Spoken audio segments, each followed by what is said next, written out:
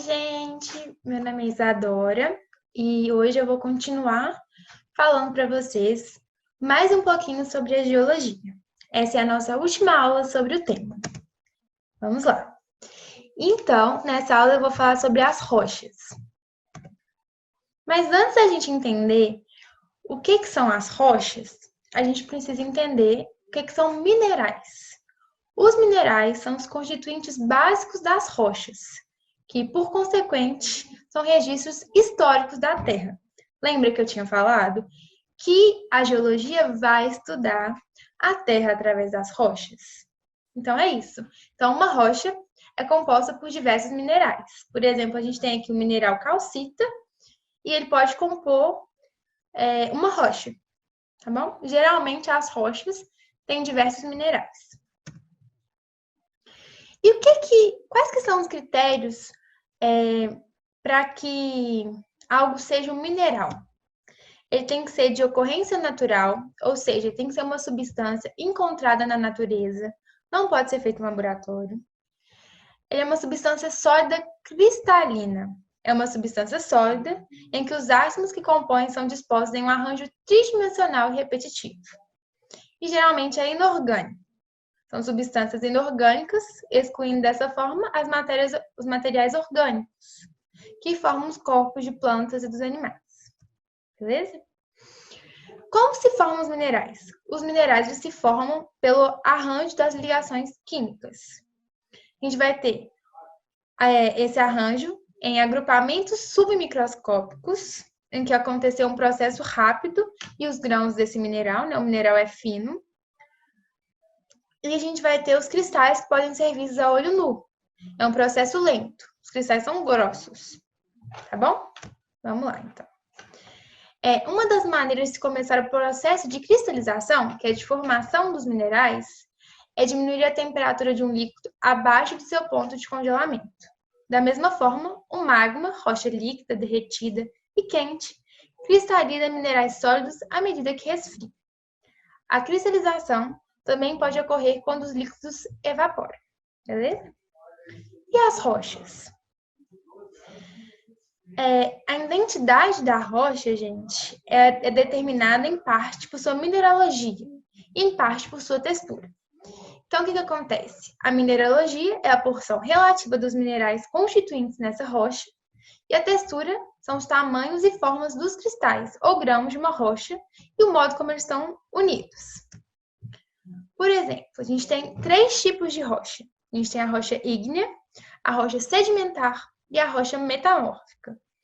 A ígnea, ela consiste na fusão das rochas na crosta quente e profunda do manto superior. Ela acontece o processo de cristalização, solidificação de magma ou lava. E a gente tem um exemplo aqui, o granito, com uma cristalização grossa. A gente tem as rochas sedimentares, que surgem através do intemperismo e erosão das rochas expostas na superfície. Por exemplo, a erosão de uma rocha ígnea, a gente vai ter deposição, soterramento e nidificação. A gente tem aqui um arenito. A metamórfica são rochas sob altas temperaturas e pressão nas profundezas da crosta e no manto superior. Então, ela vai se formar ali no manto, então embaixo. E aí, processo formador da rocha, recristalização em estado sólido de novos minerais. A gente tem o gneiss. As rochas ígneas, como eu estava falando, elas podem ser extrusivas quando são formadas saindo do vulcão, por exemplo, ou intrusivas quando elas são formadas dentro da parte interior da Terra. Geralmente, as ígneas intrusivas, elas vão ter grãos maiores. E as extrusivas, como a gente está vendo aqui, elas não vão ter grãos visíveis a olho nu. As rochas sedimentares, elas se formam, a partir do intemperismo e da erosão. O que é o intemperismo? São todos os processos químicos e físicos que desentregam e decompõem as rochas em fragmentos e dissolvem substâncias de vários tamanhos. A erosão. Transporte de substâncias através de processos que desprendem o solo e as rochas para depósitos sedimentares. Tá bom? Vamos lá. Aí aqui a gente tem exemplo, né? O intemperismo ele vai desintegrar a rocha em partículas menores, que vão ser carregadas morro e rio abaixo pela erosão, sendo depositadas como camadas de sedimentos ao longo das margens continentais. Outro tipo de sedimento é produzido por precipitação bioquímica, como a formação de recifes de corais. Enquanto as camadas acumulam-se e vão sendo gradualmente soterradas, elas litificam. Presta atenção. Litificação é o processo de endurecimento até virar uma rocha sedimentar. Tá bom? Vamos lá. E a gente vai ter aqui, sempre que a gente for falar de uma rocha sedimentar, a gente vai ter camadas. E quando a gente for estudar solo, a gente vai saber mais um pouquinho sobre isso. E as rochas metamórficas? As rochas metamórficas, como eu falei, elas são produzidas a altas pressões nas profundezas da Terra. E aí a gente vai ter vários tipos de metamorfismo. A gente vai ter o metamorfismo de contato, que ocorre em áreas limitadas, onde a intrusão magmática metamorfiza a rocha vizinha pela ação do calor, formando os condubianitos. A gente vai ter o metamorfismo de ultra alta pressão.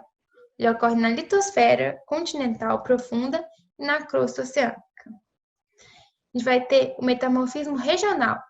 Ocorre onde altas pressões e temperaturas estendem-se em várias regiões. A gente vai ter o metamorfismo de alta pressão e baixa temperatura. Ele ocorre onde há subducção da crosta oceânica na borda principal de uma placa continental. Então, vocês estão vendo como que existem diferentes tipos da mesma rocha. Olha que legal. Quando a gente consegue ver essas rochas fora, né, na crosta, no caso, a gente vai ter o que a gente chama de afloramento. Ou seja, os afloramentos são lugares onde a rocha fresca, a rocha subjacente aos materiais da superfície soltos, como solo e imatações, está exposta. Então, a gente vai conseguir ver isso na vida real e, através dos afloramentos, a gente vai entender a formação dos solos, que vai ser o assunto da nossa próxima aula. Muito obrigada, um abraço!